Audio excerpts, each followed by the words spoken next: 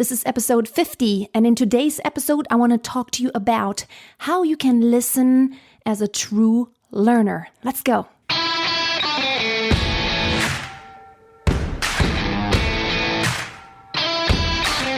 Welcome to Freya Singing Tips, the podcast. My name is Freya Casey, professional singer and vocal coach. I have been on stage my whole life, and I'm passionate about helping you discover the awesomeness in your own voice. Opera, musical theater, jazz, pop, folk, rock, I have done it all. And I want to give you golden nuggets of advice on how to be the master of your voice.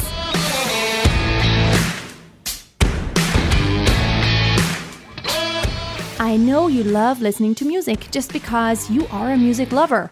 I love listening to music, although I have to admit I only love listening to music when I can really listen to it consciously. I cannot stand listening to music that just goes on in the background. It distracts me. I can't actually carry on a good conversation when there's music in the background that is in the kind of volume that I can hear what's going on. But as soon as I can hear what's going on in the music, I want to figure something out. That's just the way my brain is. I can't just let it go in the background and not pay attention. I have to pay attention, and I pay attention to what the drums are doing, what the bass is doing, and what the rhythm is doing, and where the one is. I start counting. I start listening to the voice. Of course, if there's a singer, especially then, I cannot just listen to somebody sing just on the side and then talk at the same time. It totally distracts me. It's like talking over someone. Maybe that's just the way I am wired as a singer, but maybe that's the way you are after singing for so many years and after training yourself to also listen differently. So let me talk to you about how to actually learn so much from the listening part. You can literally learn so much by just listening differently. Don't just listen to music whenever it's on the radio or whenever you are listening to a CD or, well, who listens to CDs anymore, really, to Spotify or on YouTube. Listen like a teacher and listen like a singer, but especially like a teacher. So let me tell you what I mean. Whenever you listen to a singer, don't just evaluate like, do I like it or do I not like it? Try to find out what is it that I like and what is that singer doing. And a lot of my students have been telling me, since I've been taking lessons, I am listening differently just because I already know what they're doing and I know what I'm supposed to do. I know what my problems are. I know what my issues are. And then when I hear somebody else doing similar things that are problematic for me, it just rings a bell and I just know what it feels like. And first of all, I can sympathize. And second of all, I want to figure out what is that singer doing that I'm not doing to make it better. What is that singer doing so that whatever he or she's doing is working out? So why is he or she hitting that high pitch? And why is it sounding so nice and open? Why am I not sounding like that? Why do I crack? Where is that singer breathing? Have you ever paid attention to, whenever you're listening to the radio, when is that singer breathing? Do you actually hear the breath? Is it very deep? Is it shallow? Is it quick? Is it slow? What does it sound like? Does it have a dark color? Does it have a brighter color? Do you hear a lot of vocal cord, or do you hear just deep breath, openness? What is it like? Can you hear some raspiness? Can you hear the glottal attack? All those things. Have you listened to that? Can you hear how they're supporting? Can you hear the different voice colors? Can you hear when the vocal cords close more or less? Can you hear when the breathiness comes in? And can you hear how it alternates with this very pingy sound? Can you hear the difference? All those things help you to actually understand what's happening. And a lot of my students, especially my students who have been in my masterclass, they told me, I've never listened like this before, but ever since listening to other singers who have the same issues and learning that actually almost everybody has the same type of issues. Maybe they may be a different degree of how problematic any issue may be, but that everybody has issues and everybody has problems. Yes, believe it or not, every recording artist also, every world-renowned artist, they have issues from time to time where the voice isn't doing what they want to do, or they're over singing, or they've been singing too much and then there's strain. There's stories like that over and over again where you hear that somebody has been straining too much and now they can't sing anymore, or there's, their vocal cords got damaged. Happens all the time. But listening to singers in a way that you know what the problem is, you know what it feels like, but then at the same time being kind of like a teacher, also noticing when that singer is doing something that is not technically very good to do. Like maybe somebody is just really gasping for breath, or maybe it may be a world famous singer. Maybe that singer is doing things that are actually not really good for the vocal cords. Maybe he or she is damaging the vocal cords. And that is really fun to actually start listening to some singers and start noticing things and to see, well, that would hurt if they did that for a prolonged period of time, or, well, that is a really awesome voice color. And you will find out that you will find singers over time as you listen and as you identify their technique and what they're actually doing, that you start noticing singers who have a really good technique, that have a very clean and clear sound. And what really amazes me all the time is and what is an indicator for me that a singer has a really great technique that is very healthy is someone who has not changed a lot in their voice over the years. And I'm talking about decades. There are some singers around who have been performing on stage and touring, doing a lot of singing for decades. I mean, think of Elton John, Billy Joel, Christina Aguilera, Whitney Houston when she was around. Of course, she had some health issues too, but take any singer who has been around for decades. What is their sound now and what was their sound 20, 30 years ago? Do they still sound the same? Do they still have a clear voice? Can they have a clear voice? Or is there no way on earth that their voice ever can produce a very clean and clear tone anymore? And that's a sign for a technique that probably has gotten them some damaged vocal cords to where there can't be closed vocal cords anymore. So that is a great indicator. I think Michael Jackson, for example, and I talked about that in one of my live streams recently, he had great technique. And you could hear that because he started so young. He was just a child when he started. He was very young and he sang a lot from an early age. He didn't just sing every once in a while. He was on stage. He was touring the world and he was very celebrity status already. And he started so young. But over the course of the years, his voice didn't really deteriorate. And for me, that's an indicator for having good technique, for that singer having a good technique. Plus, I don't think he could have really sung and danced at the same time if he didn't have good technique. Of course, sometimes it was kind of like a semi-playback to where, you can't do all of that and still do all the moves he did and still sing everything. But I'm making the point that you can only do all of that if you do have great singing technique. Otherwise, you'll kill yourself, you'll kill your vocal cords in a very short amount of time. In a matter of a few years, you'll be shot and you won't be able to sing a lot anymore.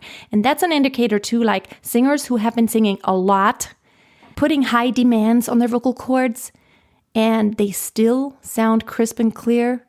That is a great indicator for, okay, that singer has great technique. So you want to take that singer as an example, analyze what they're doing, and try to learn from them. I never would tell you to imitate what they're doing, but try to learn from what they're doing. Try to take the good things and leave out the bad things. Just take the good things and learn from that. It's like any athlete.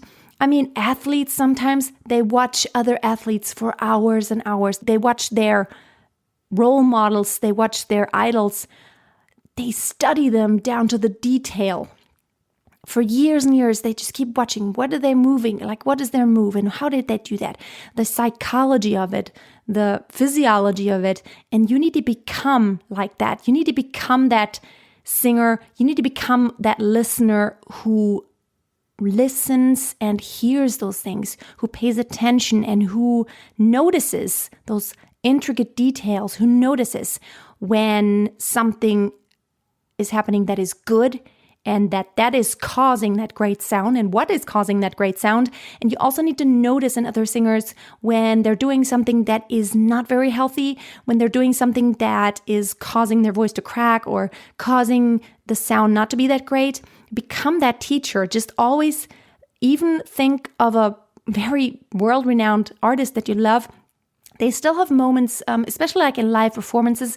Probably listening to a CD is not it doesn't really give you a lot of clues to imperfections, just because in the studio, things are made to where they are perfect. It's not the raw material. That's not how somebody actually sings usually. So if you take any live performance, that's the raw sound and that's their technique. That's the technique of a singer. And you could really take that and see, what are they doing? What are they doing under live pressure, under live circumstances?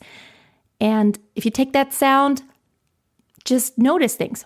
Play teacher for yourself. It's like, okay, if I were his or her teacher, even though they are great, there are always things to improve on. There always will be. Even the world's most famous singers and musicians, they still have coaches and teachers that help them, because everybody's only human. And you need to become that listener who becomes that teacher, the teacher listener. When I listen to singers, I don't just hear whatever like the sound is altogether. I just hear all those intricate details. I just start hearing, because all my background is I've been singing for so long and I know about all these problems and all those things. And I know how things can be beautiful and why they do sound beautiful and how you make that beautiful and how you can get through that phrase that is so long. And I know why you would have to take that really deep breath there. And I know why you take your time there. Since I know all that, I listen in that way of really noticing all those things, and like a teacher, because I've been a teacher for so many years, for 15 plus years, I've been coaching singers, and you just start getting an ear for that. And you just start noticing things and okay, that's great. But what if you could do like that? Maybe you could even though it does sound great, maybe you could just do some variations on that. Maybe you could just change it up just a little bit to alternate between this and that. Maybe you could do a different voice color here. Just try it out.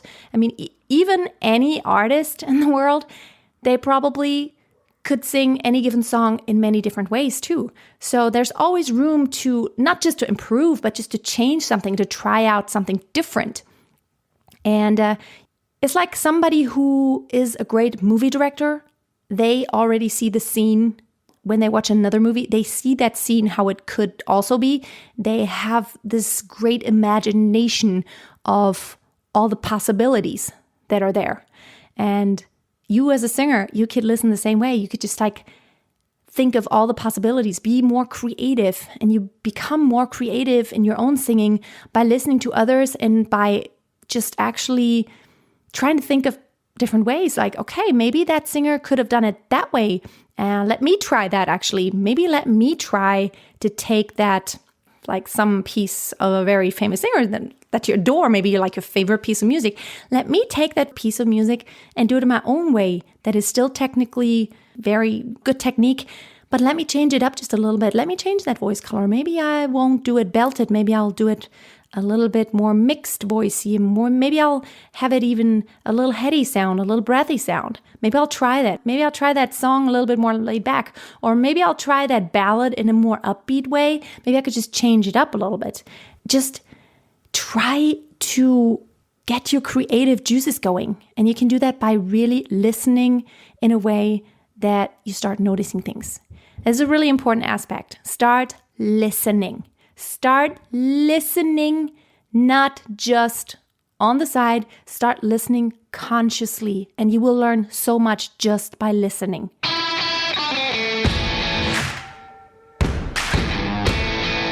Well, that's it for today. I wanted to remind you one more time that if you have not joined my Facebook group, I would love to welcome you there. It's called Master Your Voice, and there's just above 700 people in the group now.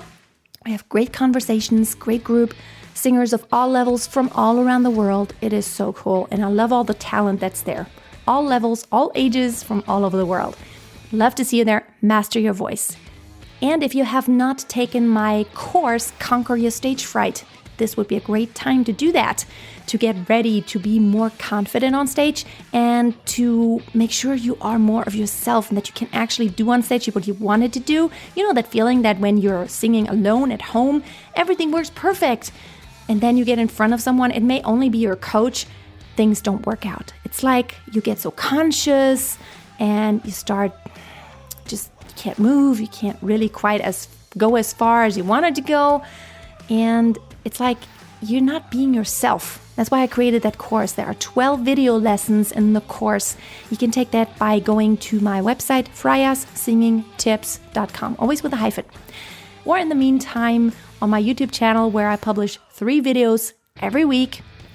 And of course, I would totally love it if you left me a review on iTunes or any other platform that you're listening on. It would really help my podcast to be seen by more people. And of course, I want to help more singers discover the awesomeness of their own voice and to become the master of their voice. By the way, master your voice. Every Thursday I have a live stream that is on YouTube, on Periscope, and on Facebook, all at the same time. And you can join in there and ask me anything you want to. It's at 5 p.m. Central European Time on Thursdays, which would be 11 a.m. Eastern Time in the US. I would love to see you there. That's it for today. Thank you so much for listening. And don't forget, always keep a song in your heart and always keep on singing. Bye for now.